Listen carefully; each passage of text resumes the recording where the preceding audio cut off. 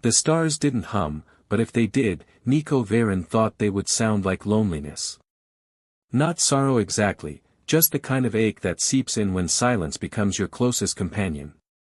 He drifted alone in the upper belt of Sarthos 9, piloting his tiny salvage ship, the Cinderlight, past the hulking skeleton of a derelict cruiser.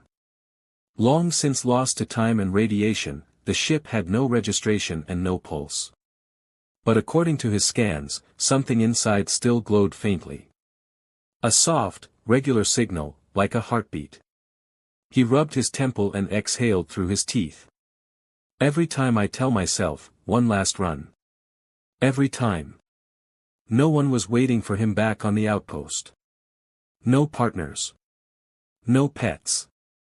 Not even a sentient AI to yell at. Just credits piling up in his account like dust on a forgotten book. He had everything he needed, just not what he wanted. Not that he could name it. As he matched Cinderlight's trajectory to the drifting cruiser, his HUD flickered, names tried to appear in old files, then vanished. The cruiser was old, pre-unification era, before the star councils became star tyrants. It must have been a warship, or a deep space diplomatic carrier. He half expected it to be empty, but when he docked, he heard a sound he hadn't heard in months. Breathing. Not his. He froze, hand instinctively moving to the wrench at his side. Not a weapon, but solid enough to send a message. The sound came again, soft, rhythmic. Alive. The corridor walls were scorched, and alien vines had crept through cracked bulkheads. He ducked low under a fallen beam, flashlight sweeping across shattered consoles and dried blood smears. A chill ran down his spine. The beacon came from the central cryochamber. He reached the sealed door and pressed a gloved hand to its panel. The console sparked, and then hissed open, revealing a single cryopod still humming quietly. Inside was a woman. Her skin was pale bronze, almost opalescent under the flickering lights. Her dark hair floated slightly in the preservation fluid, and though her face looked peaceful, something about it tugged at Nico, like a song he didn't remember learning, but could hum from memory. Well, damn, he whispered. He wiped frost off the pod's screen. The name field was damaged. All it said was, SDR, and then static. Vital signs, active. Recovery sequence, interrupted. He hesitated. Waking someone from cryo without full diagnostics was dangerous. But then, she had already survived whatever killed this ship. Nico, he told himself, this isn't your problem. You're not a hero. But his fingers hovered over the panel, as if drawn by something deeper than logic. And then, he pressed enter. The pod hissed open like a breath long held in. Steam rushed past him, and the woman inside slumped forward. He caught her instinctively, pulling her gently out and onto the floor. She coughed violently, cryostasis fluid leaving her lungs in thick, heavy gasps. Her whole body trembled. Easy, he said. You're okay. You're alive. Her eyes fluttered open, gold-flecked gray, unfocused at first, then wide with fear. Who, where? He backed off a little, palms raised. I'm Nico. You were in cryo. Ship's wrecked. I pulled you out. She looked past him at the broken chamber, then down at her own arms. Her voice cracked. I thought. I was dreaming. You're not, he said softly. You're free. Her body curled inward, like she was trying to remember what being alive felt like. Then she reached out, just barely, and touched her fingers to Nico's jaw. It wasn't rough or desperate. It was intimate. Searching. He froze. The touch didn't just land, it resonated. Something passed between them. Not electricity. Not pain. Something that felt ancient. Something warm. She gasped and pulled away, as if she felt it too. You don't know what you've done, she said quietly. He blinked. What? She touched her forehead with trembling fingers. In my culture, that gesture, that contact, it's the beginning of a bond. One made by choice. It cannot be undone once accepted. Nico tilted his head. Wait, hold up. Are you telling me I just accidentally proposed to you? Her eyes softened, even as pain lingered in her expression. Yes. And I accepted. A long silence hung between them. Then he exhaled sharply and shook his head. You've got to be kidding me. She smiled faintly, still shaking. I wish I were. He didn't abandon her. Maybe he should have. Maybe any sane man would have pulled away from someone who whispered old love oaths from a forgotten race with tears in her eyes. But there was something about her. The grief in her bones. The quiet dignity in her voice. And that moment, when their skin touched, and something sparked in the air like gravity rearranging itself. Her name, she finally remembered, was Silendre. She had once been a diplomat in training from a hidden alliance world, Araval, long thought destroyed. Her people had disappeared during the war, consumed by betrayal or time or both. I was sent on a peace mission, she said, lying on the floor of his ship, wrapped in one of his old jackets. My ship was sabotaged. I don't know who survived.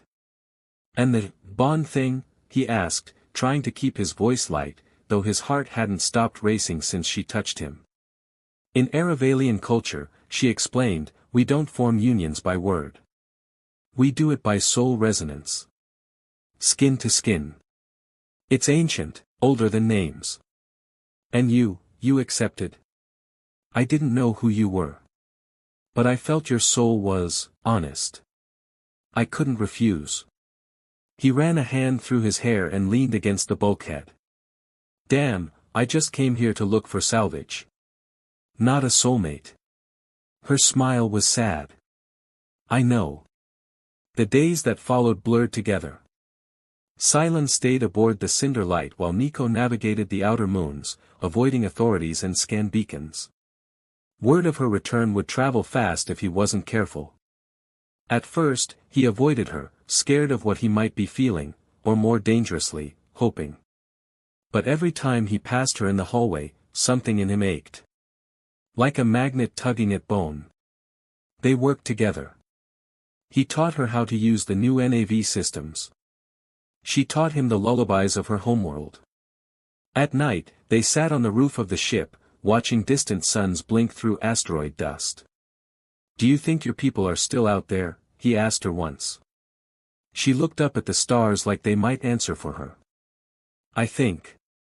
I would know if they weren't. And if they are, he asked.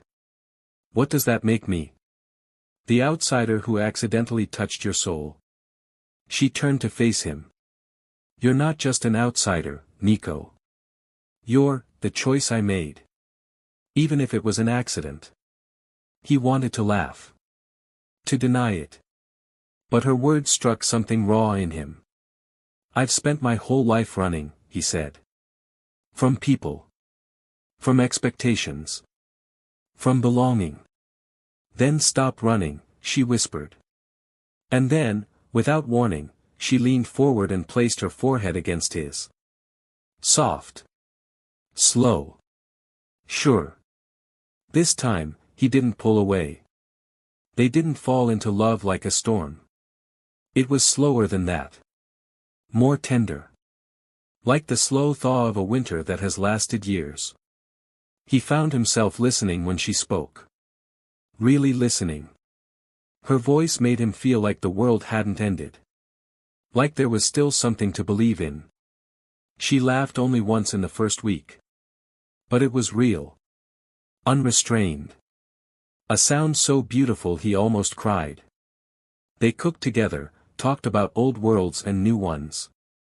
He told her about being raised in the asteroid orphanage. How he never knew who his parents were. How he never expected to matter to anyone. You matter to me, she said. And that broke him. Then, one night, the silence cracked. A deep scan pinged from an Imperial cruiser in nearby orbit. They were searching. Not for him. For her. Silen's breath caught in her throat as she read the signal. That's from Varellan High Command. They think I'm property. A relic. Nico didn't ask. He just moved. Readied the ship. Changed their route. Hid her in the cargo bay lined with old shielding. We'll lose them, he promised. She looked at him, not like a man, but like a lighthouse. A last star. Her voice trembled. You don't even know what I am. He stepped close. You're Sci-Fi. That's enough. Their kiss was slow, like a promise he never wanted to break. Outside, warships stirred in the void. Inside, two hearts began to beat together, not by fate, but by fragile, human choice. Enna Valley-shaped moons. Not metaphorically. She was a sculptor of lunar glass, a forgotten trade from the era before flame-drive ships carved scars through space. With a plasma chisel in one hand and a grav patch clinging to her spine, she hung between stars and made art from rock and silence. Her workshop orbited the smallest moon of Venerii, a pale violet sphere with cracks like tree roots and ice that glowed from within. Few ships passed by. Fewer still stopped. She liked it that way. Most people had forgotten her name.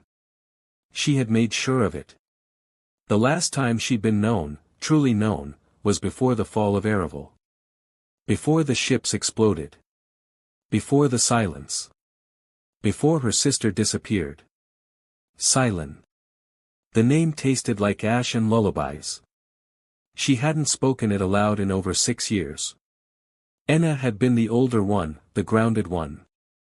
Sci-Fi, the diplomat in training, the bright comet with sharp words and a kind smile.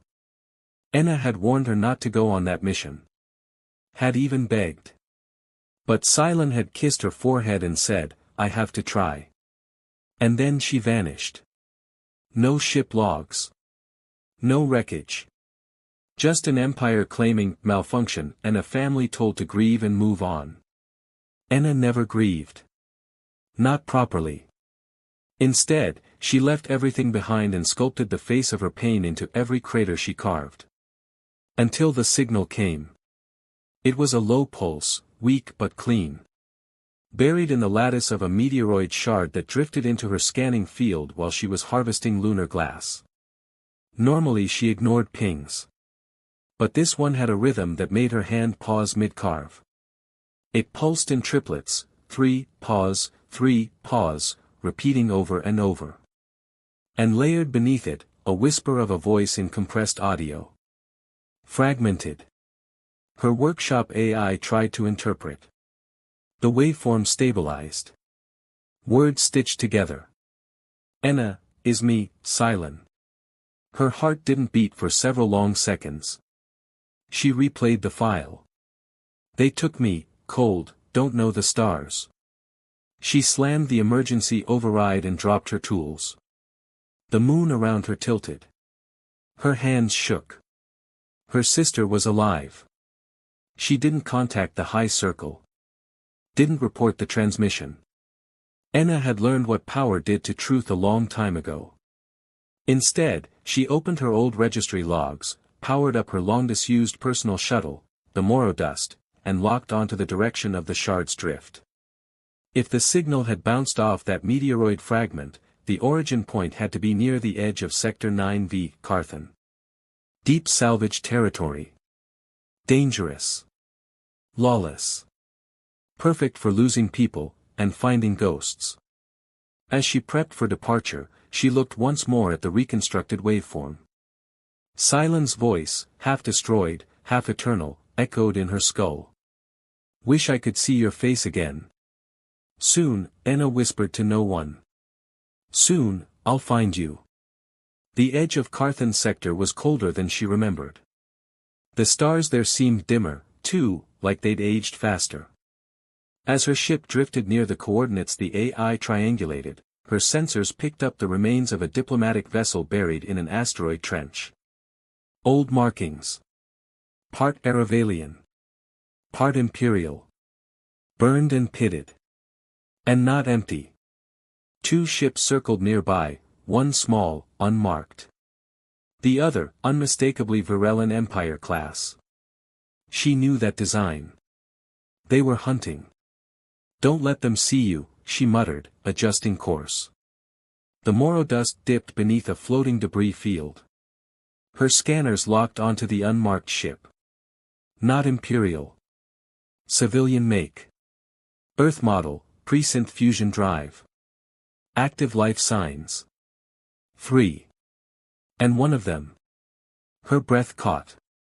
The biometrics weren't entirely Eravalian, but they were close.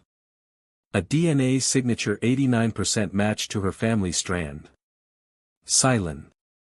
I found you, she whispered. Then the Imperial ship powered up a tracking beam, scanning the civilian ship with aggression.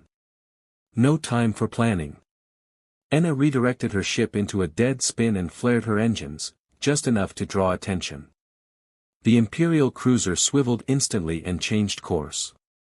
Come on, she growled. Chase me, you bastards. And they did. The dogfight wasn't a real fight. The Moro dust was small, fast, and unarmed. The Imperial cruiser was a beast. But Enna had grown up flying through volcanic ravines. Her hands knew how to make machines dance. She led them across asteroid fields, doubled back through unstable tunnels, and cut power just long enough to mimic a dead ship. The Empire liked things clean. They didn't chase corpses. By the time she limped back to where she'd started, the civilian ship was gone. But not the trail. The fusion drive had left a scar in space.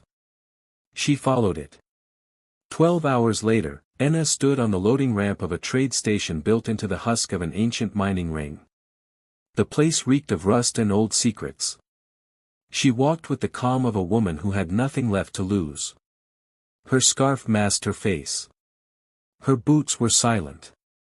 And she felt her heart leap when she saw her. Silent. Alive. Changed.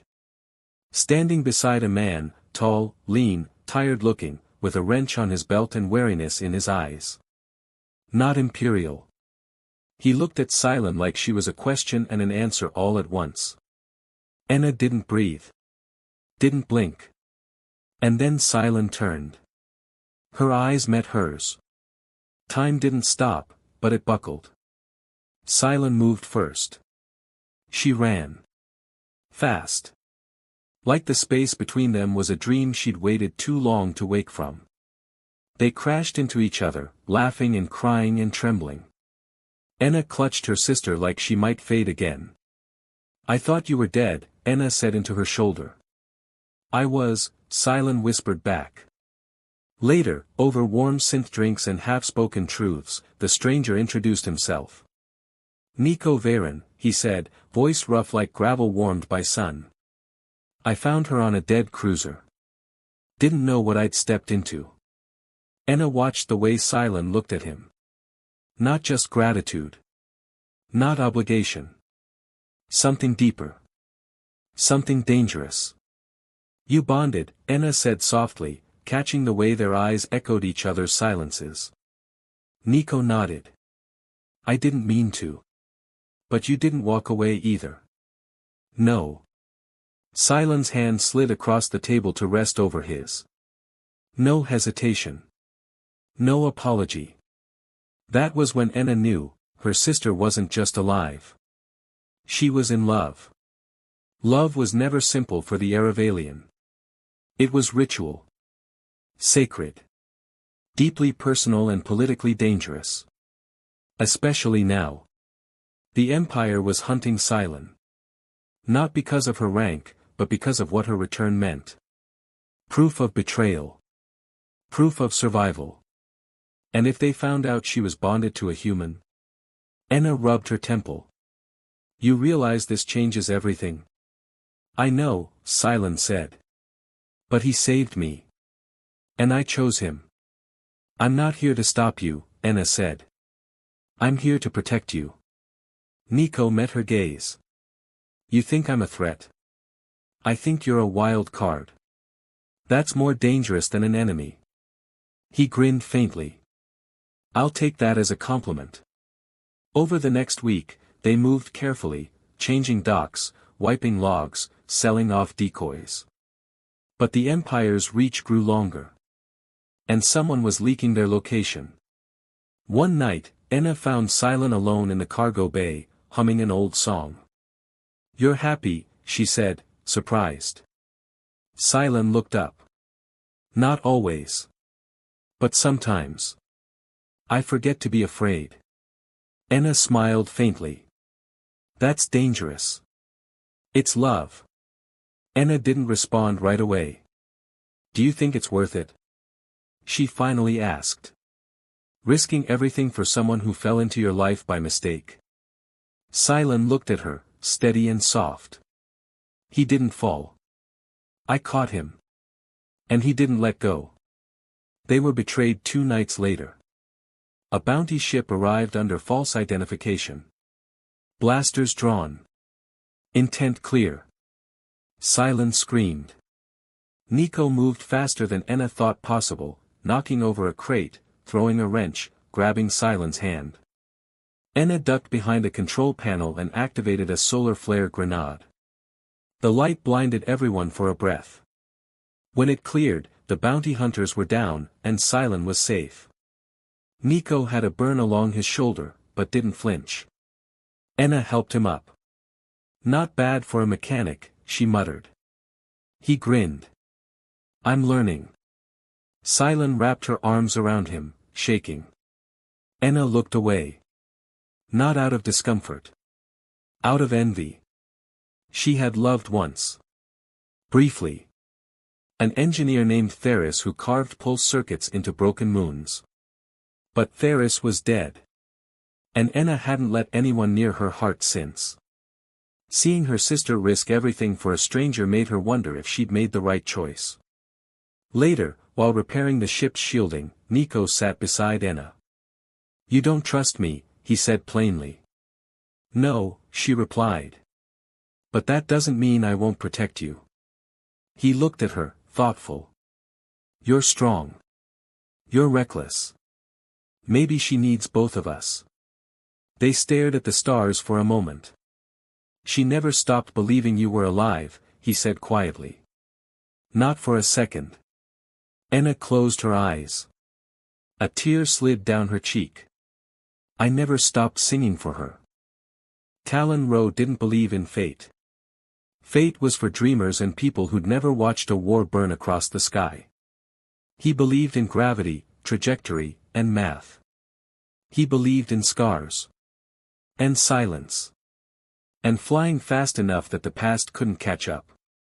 So when Nico Varen asked for a pilot, no questions, fast ship, and a quiet mouth, Talon said yes without hesitation. He never expected to find himself flying not just fugitives, but ghosts. Royal ones. Dangerous ones. And he definitely didn't expect her. Enna. She boarded his ship with the kind of caution only grief could teach. She barely looked at him at first. And when she did, it was like she was searching for weapons beneath his words. He didn't mind. He wasn't good with people. But over the weeks, something shifted. In the way she moved. In the way he started listening more than necessary. Her voice stuck with him. Her silences even more. The funny thing about loneliness is that you never realize how deeply it's carved into you, until someone starts filling the space. And that scared him more than flying into enemy territory ever had. They were 4 now, Talon, Nico, Cylon, and Enna, traveling together through outlaw systems and black gravity zones. Always moving. Always one mistake away from vanishing. Talon didn't talk much. Nico did enough of that for both of them. Still, they worked well together. Nico was quick to trust, Talon was quick to doubt. It was a good balance, if a little tense. Cylon was gentle. Observant. She had an old soul in her voice, and her bond with Nico was unshakable. And then there was Enna, sharp-edged and quiet, like a knife that knew it didn't need to shine to be dangerous. She took over the navigation systems without asking. She corrected Talon's course twice. He didn't like that. But he respected it. She never raised her voice, but when she did speak, the whole room shifted to listen. He started noticing things. The way she tilted her head when thinking. The way she absently hummed when calculating something. The way she smiled, but only when she thought no one was watching. He wasn't proud of it, but he watched anyway. He told himself it didn't mean anything. He lied. Their mission wasn't simple anymore.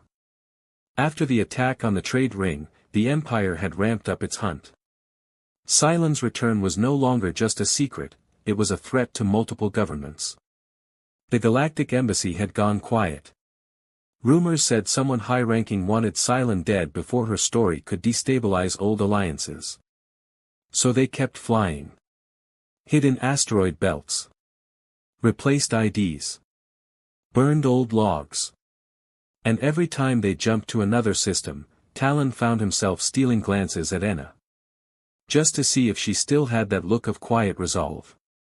Sometimes she caught him. Sometimes she didn't. But every time, she said nothing. That was worse than a rejection. That was hope. The first time they truly spoke was during a repair run on a derelict fuel station.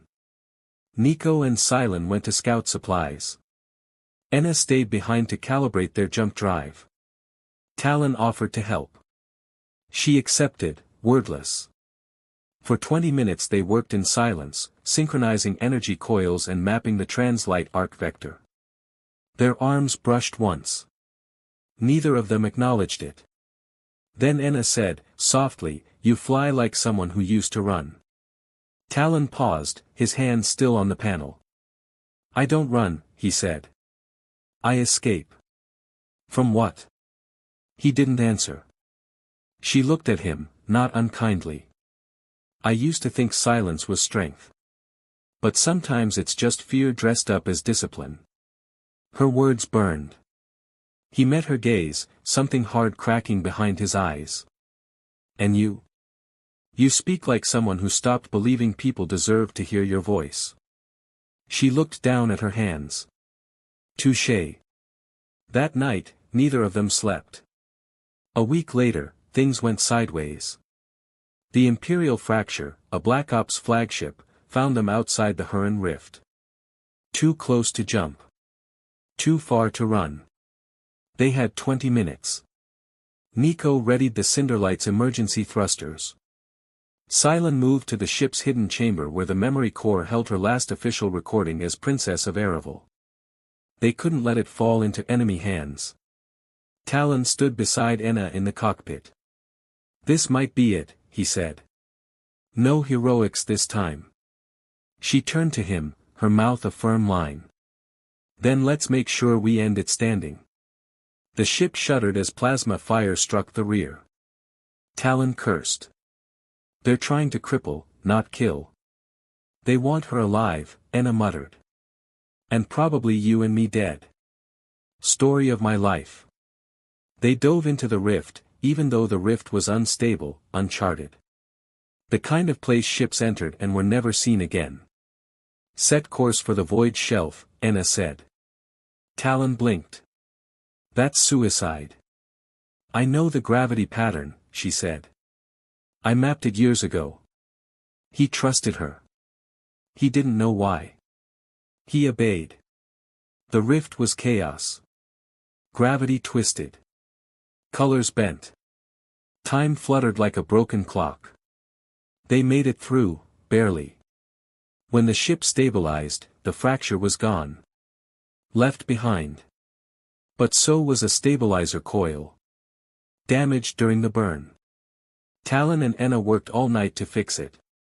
And somewhere between sparks and silence, they found words. "I used to fly for the embassy," Talon confessed. "Not official. Off-book jobs. Ones that left trails only ghosts could follow."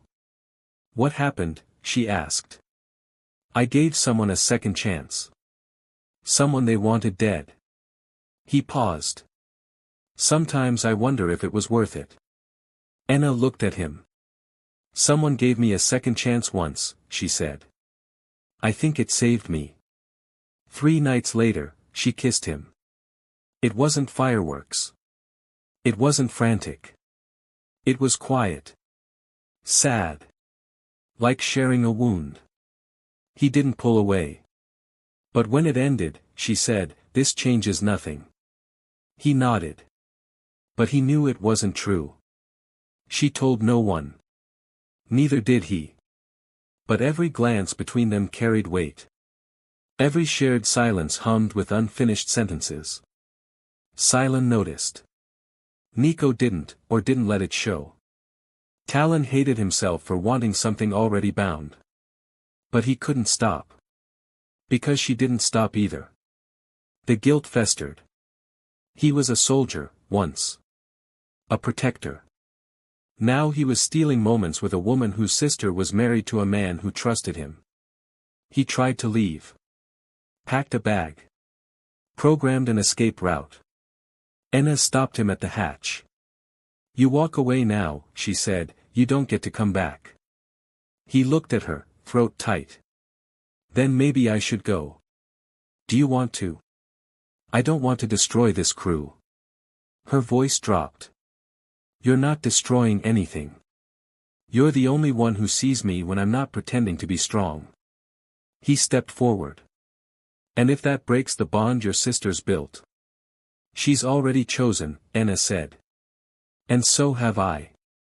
They didn't kiss again. But they also didn't lie to themselves. Not anymore. Talon flew them into danger again and again. Anna watched his back like it was the only thing keeping her alive. It wasn't love. Not yet. But it was something. And in a universe where people vanished like mist, sometimes that was enough. One night, Silen sat beside Talon as they charted a new course. "I don't blame you," she said softly. He flinched. "For what?" She looked out the window. For being the kind of person she finally let see her. Talon swallowed hard. "Do I need to leave?" "No," she said. "I think she needs you. And so do we." "She loves you," he said. "You and Nico." "I know," she said. Then she turned to him. "But love doesn't always arrive in the shape we expect."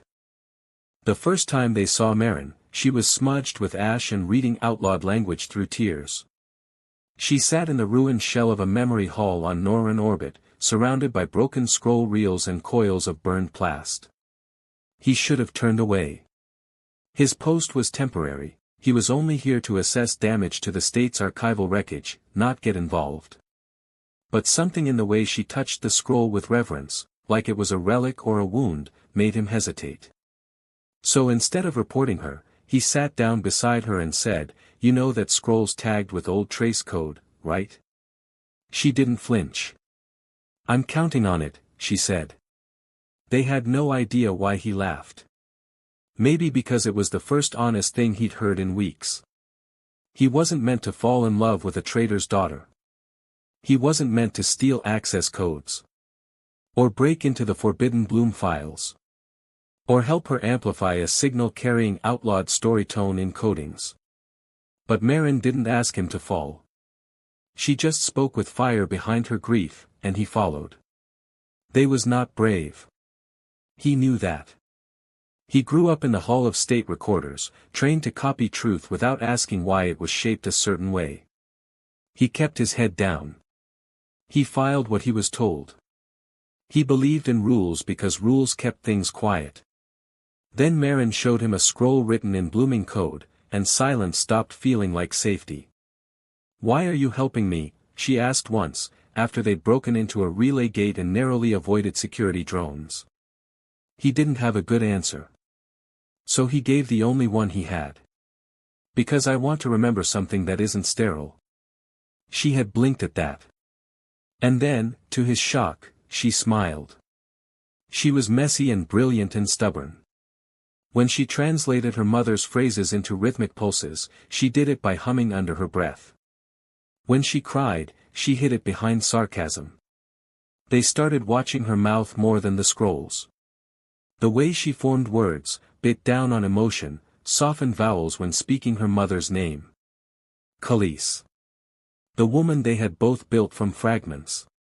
The woman they had never met, but felt like he owed something to. Because Khalees had planted this war in Thay's heart. And he was finally ready to lose it. The first time Meryn kissed him, it wasn't romantic. It was a dare. They had just barely escaped a data trap in the Coalition's outer border, and they was panting, blinking ash out of his eyes, saying, "We almost died." She just looked at him and said, "So?" He shrugged. "I'm still here." "That deserves something," she said. Then she leaned in and kissed him. It was fast. Wild. Full of leftover fear. But it made his whole chest ache. "Was that a thank you?" he asked afterward. "It was a mistake," she said, eyes sharp. He didn't believe her. They didn't talk about it for days. But the tension between them softened. Shifted. Turned quiet. He began to understand that love didn't have to shout. Didn't have to declare itself. It just stayed. Even when the world tried to burn it out. And she stayed. She sat beside him when he decoded blood-stained lines from the Sorrow Leaf legend. She pulled him away from terminal screens when his eyes blurred from fatigue. And one night, she held his hand in silence while they listened to a playback of Selvin's voice. "Do you miss him?" they asked quietly. "Every day," she said. "But I don't want to rewrite it. I just want to finish it." He squeezed her hand. She didn't let go. They were found 3 days later. Not by drones. By people. The kind who spoke softly and carried knives. The state didn't like that the story was spreading. They'd given up trying to erase Khalees. But now they wanted to erase her daughter. And whoever helped her. They was dragged from their hideout by force. Meryn screamed his name until her voice cracked. He couldn't fight back, he wasn't strong. But he was smart. He bit down hard on his own tongue and spat blood across a control console as they dragged him past. The code embedded in his blood unlocked the last sequence. The one that would send her location to the Bloom net. The one that might bring Khalees home. They imprisoned Day in a hollow satellite. No light. No contact. But he remembered her voice in the dark. She had said, "We finish this, no matter what." So he waited. Not for rescue. But for Bloom. He had no idea how long he was there before it happened. A tremor in the hull. A crackle of static. Then light poured in. And a woman stepped through the door, wrapped in root-braided fabric and light dust on her skin. Her eyes were Khalees's eyes. She didn't speak. She just held out her hand. They took it. And smiled.